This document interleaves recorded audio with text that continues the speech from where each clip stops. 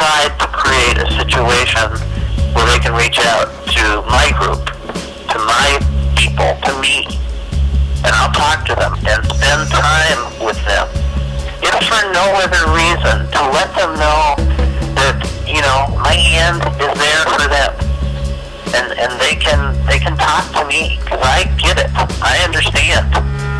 You know, I may not have any answers for them. I may not have a resolve, because most of the time I don't. I mean, I'm still searching for answers too.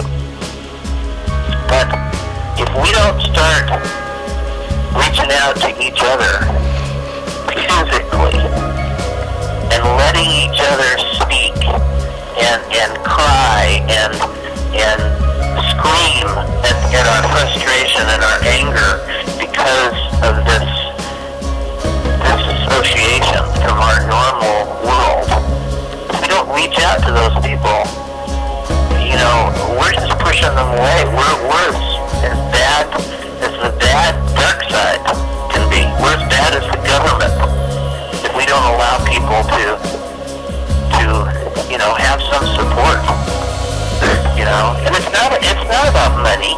A lot of people say, oh, this is about money, you know, or somebody, when they use the word support. The word support is just giving somebody a moment of your time, giving them a piece of your heart and saying, look, I'm there for you. You know, it's not about money. It's just about understanding. It's about human contact. You know, we live in a time where technology is really a fabulous thing. All these computers and you know, data flying back and forth instantaneously, and Skype and texting. But you know what? We've lost the human touch of communication. It's like you and I talking today. I mean, you know, there's no cameras, there's no spotlights. It's just two guys talking. And that's what we need.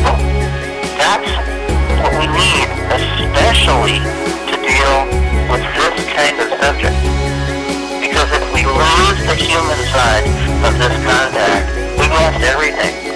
This is about humanity. This is about the sensitivity of the emotions of what transpires when you're dealing with something like this that is truly emotional. Okay? I don't care how many books you read. I don't care how many books people write about this subject. Unless you hear the people, unless you take the time to put yourself in front of someone and listen to them one-on-one, listen to the heart side of their words, their emotions, you won't get it. You will miss the biggest and probably most important factor in all of this. And so that's how I feel. Do you think that it's an opposing side or an opposing force that's trying to desensitize us to not make that connection with accounts like yours and others? Like, is there, like, you know, we call it dark side, but it seems like it's people just, they try to take the seriousness of your case and make it laughable, or they do it with any other case. I mean, a lot of stuff. Well, I think there's two different ideas there.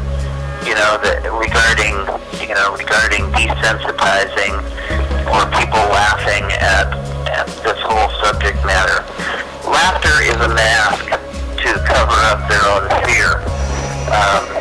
You know, we laugh at things unconsciously because we don't want to deal with it. We don't want to get too deep into a subject because it can be disturbing. So we tend to laugh at it, or we push it aside with our humor. But the other side of this, and that's just the normal people, that's just the everyday public. But the term dark side is something I came up with. I coined it from, like, movies, because I didn't want to keep saying the subversive government. Okay. I didn't want to keep saying that it was some sub-government unit, because people would keep saying, well, what government? From what country? Is this from the United States, or is this from Germany? Or, I ended up saying it's the dark side. It's the bad side.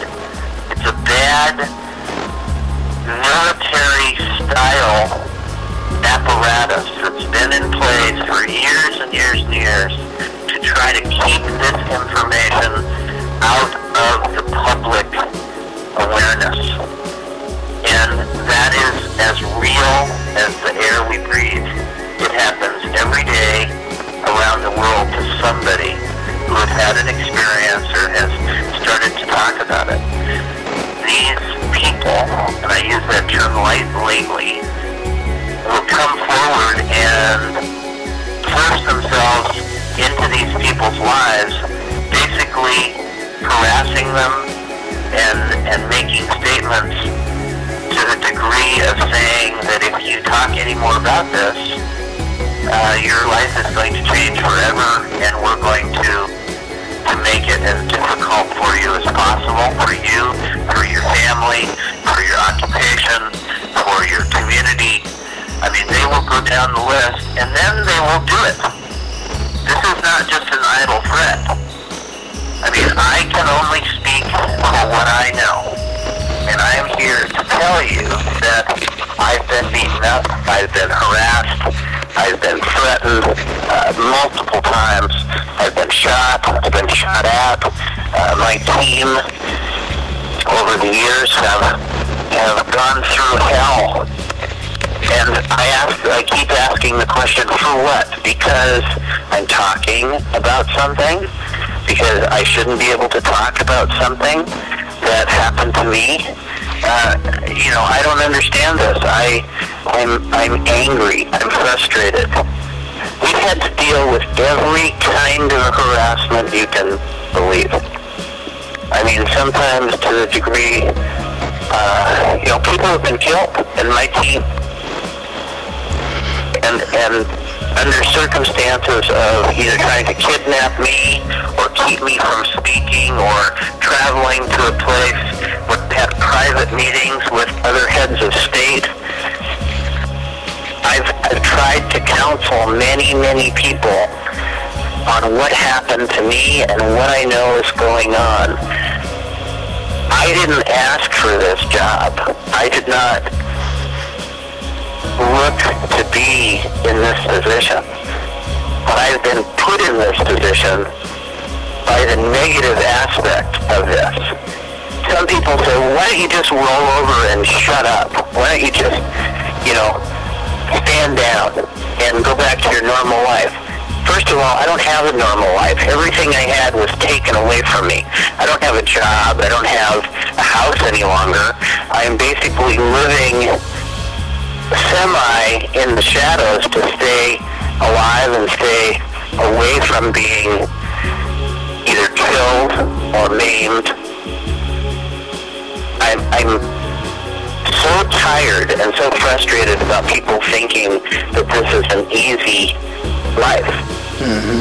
It's not. I've been living in other people's houses or living in apartments or buildings that have been abandoned because of lack of money, because of lack of resources, because of situations that are far beyond my control. People say, well, why don't you just come and, live with us and we'll help you. Well, the problem is, as soon as I associate with other people, then their families get threatened or somebody else gets hurt.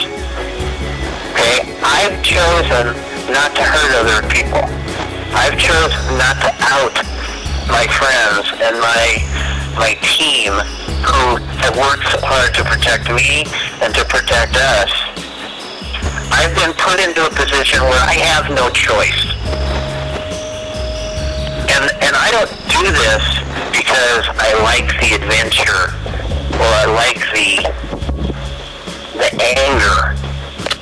I hate this. I hate these feelings. I hate the fact that people get hurt and are harassed and are beat up and are killed. I hate it. I live with this every fucking day. Yeah, can you go into that a little bit as far as, just because you did a radio show interview, why is that supposed to mean that you're not on the run? Well, I think, again, you're talking with two different strains of the reality of this. One is the reality that there's only a few people in the public that really understands the severity of this, how serious it can be, and it is.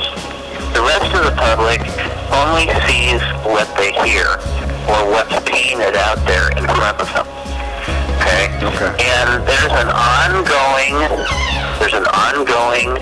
disinformation campaign of my information and my team and anybody who supports my team to basically debunk my encounters and anything to do with that facilitates the continual new information that seems to surface about me.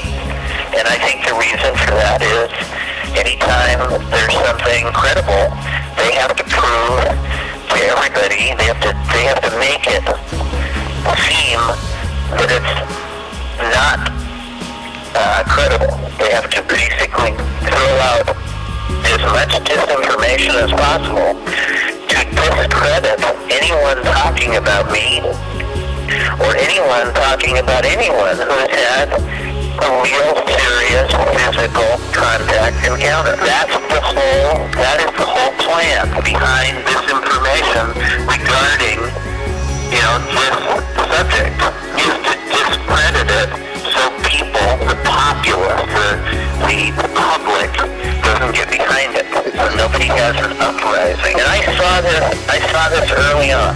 Okay. And that, again, this is one of the reasons why I took myself out of the public.